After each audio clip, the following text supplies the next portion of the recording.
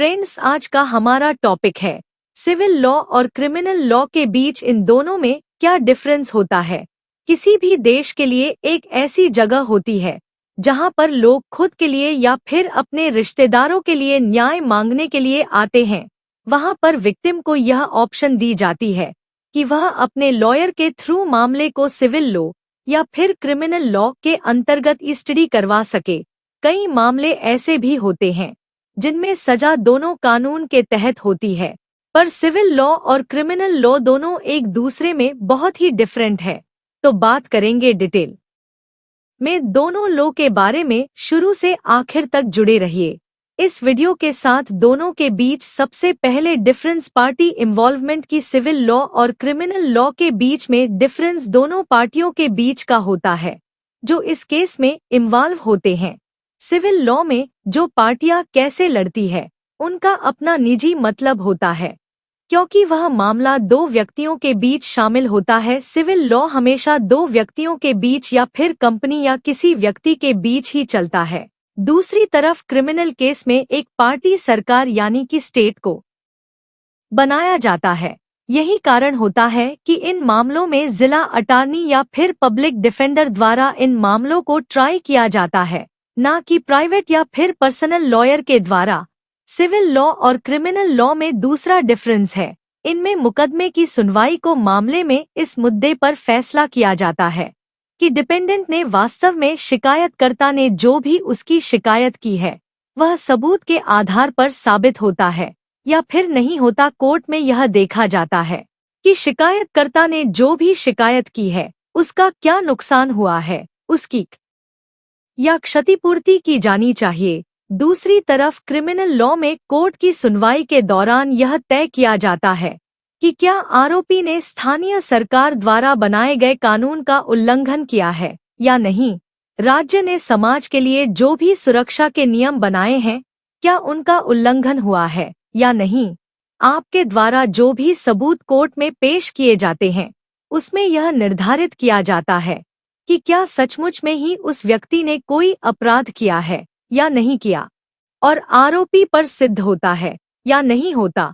Civil law और criminal law के बीच तीसरा अंतर है, सजा को लेकर लगाए गए आरोपों के दोषी पाए गए हैं या नहीं।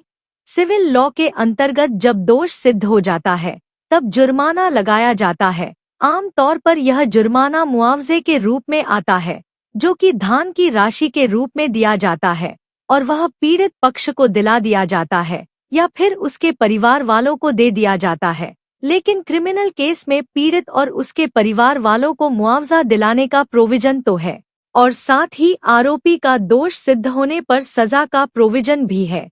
इस तरह से सिविल और क्रिमिनल लॉ समाज के डिफरेंट एस्पेक्ट को कर करते हैं और लोगों के समाज में होने वाले उनके मौलिक अधिकारों का हनन न हो उसका ख्याल रखते हैं। सिविल लॉ दो लोगों के बीच हुए मतभेद को डील करता है, लेकिन क्रिमिनल लॉ गवर्नमेंट और डिफेंडेंट के बीच मामलों को निपटारा करता है।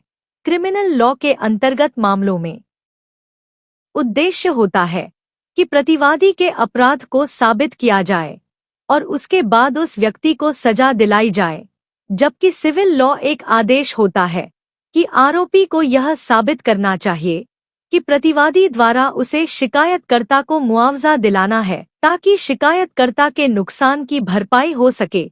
इस तरह से सिविल लॉ में किसी व्यक्ति को सजा नहीं दी जाती बल्कि उसे मुआवजा दिलाया जाता है। लेकिन क्रिमिनल केस में हमेशा सबूत पेश करने का बोझ स्टेट पर होता है। स्टेट को यह साबित करना होता है कि प्रतिवादी दोषी है अथवा नहीं है, और सिविल केस में बर्डन ऑफ प्रूफ शिकायतकर्ता पर होता है। उसी को यह सिद्ध करना होता है कि उसके अधिकारों का उल्लंघन हुआ है या नहीं हुआ। सिविल केस में दोनों पार्टियों हाई कोर्ट में अपील कर सकती हैं, लेकिन क्रिमिनल केस में प्रतिवादी यानी कि डिपेंडेंट ही हाई कोर्ट में अपील कर सकता है। तो फ्रेंड्स, यह था आज का हमारा वीडियो क्रिमिनल लॉ और सिविल लॉ के डिफरेंट के ऊपर। उम्मीद करती हूँ आपको यह वीडियो पसंद आया होगा। अगर यह वीडियो पसंद आया तो लाइक और शेयर जरूर करें, और अगर आप मेरे चैनल पर नए आए हैं तो चैनल को सब्सक्राइब जरूर करें। और साथ में दिए गए बेल आइकन को भी जरूर प्रेस करें। और अगर आप किसी और टॉपिक पर वीडियो देखना चाहते हैं तो मुझे कमेंट करके जरूर बताएं, मैं कोशिश करूंगी आपके मनपसंद टॉपिक पर वीडियो जल्द से जल्द लेकर आओ। तो फ्रेंड्स, आज के लिए इतना ही, मिलते हैं अपनी नेक्स्ट वीडियो में। तब तक के लिए थैंक यू वेरी मच।